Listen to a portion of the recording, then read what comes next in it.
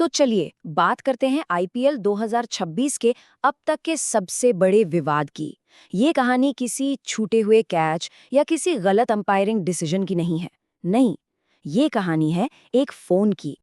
अब सवाल ये है कि एक मामूली सा फोन आईपीएल के फाउंडर से जुड़ा इतना बड़ा एक नेशनल लेवल का मुद्दा कैसे बन सकता है।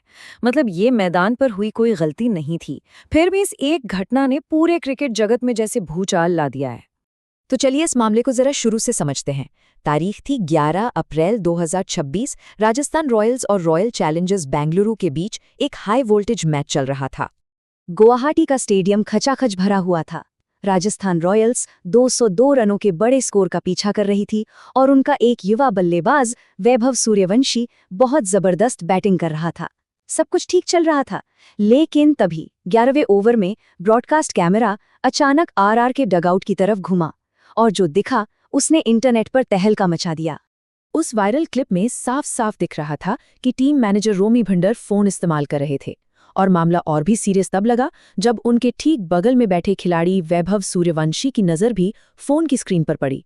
बस फिर क्या था, कुछ ही मिनटों में ये clip social media platform x पर आग की तरह फैल गई। और फिर इस कहानी में एंट्री हुई आईपीएल के फाउंडर ललित मोदी की।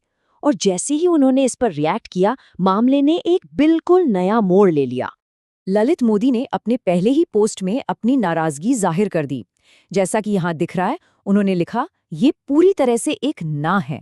और उन्होंने सीधा सवाल उठा दिया लीग के एंटी करप्शन सिस्टम पर कि वो कहाँ था। इससे मामला और भी गंभीर हो गया। वो यहीं नहीं रुके, अपने अगले पोस्ट में उन्होंने सीधे आईपीएल गवर्निंग काउंसिल को टैग किया और तुरंत एक्शन लेने की मांग कर डाली। इससे पब्लिक प्रेशर जबरदस्त तरीके से बढ़ गया।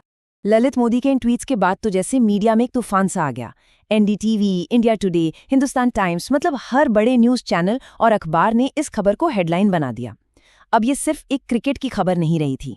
तो चलिए अब मुद्दे की बात समझते हैं। आखिर डगआउट में फ़ोन का इस्तेमाल करना इतना बड़ा गुनाह क्यों माना जाता है? क्यों इसको लेकर इतना बवाल है?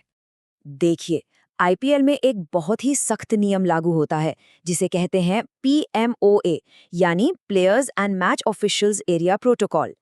इसका सीधा सा मकसद है मैच को किसी भी बाहरी असर से बचाना, ताकि खेल की ईमानदारी और सच्चाई बनी रहे।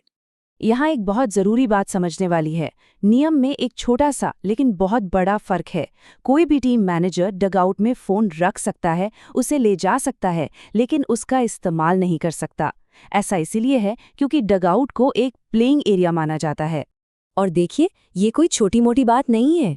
ऐसी हरकतों को रोकने के लिए बीसीसीआई की जो anti corruption and security unit है, यानी एसीएसयू, वो हर आईपीएल मैच के लिए खास तौर पर 2 अधिकारियों को तैनात करती है।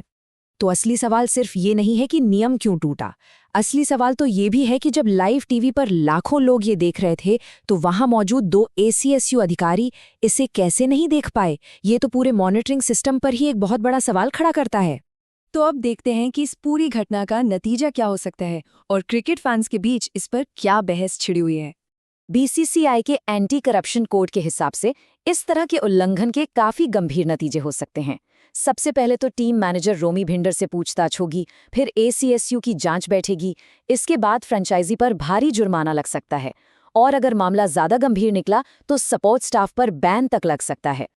और एक बात जो सबसे ज्यादा जरूरी है वो ये कि इसमें इरादा मायने नहीं रखता। मतलब ये नहीं देखा जाएगा कि ये गलती अनजाने में हुई या जानबूझकर। एंटी करप्शन नियमों के तहत प्रतिबंधित एरिया में फोन का इस्तेमाल करना अपने आप में एक उल्लंघन है। बात खत्म। इस पूरी घटना ने फैंस को भी 2 खेमों में बांट दिया है। एक तरफ वो लोग हैं जो कह रहे हैं कि भाई हो सकता है ये एक छोटी सी अनजाने में हुई गलती हो, इसे ज्यादा तूल नहीं देना चाहिए।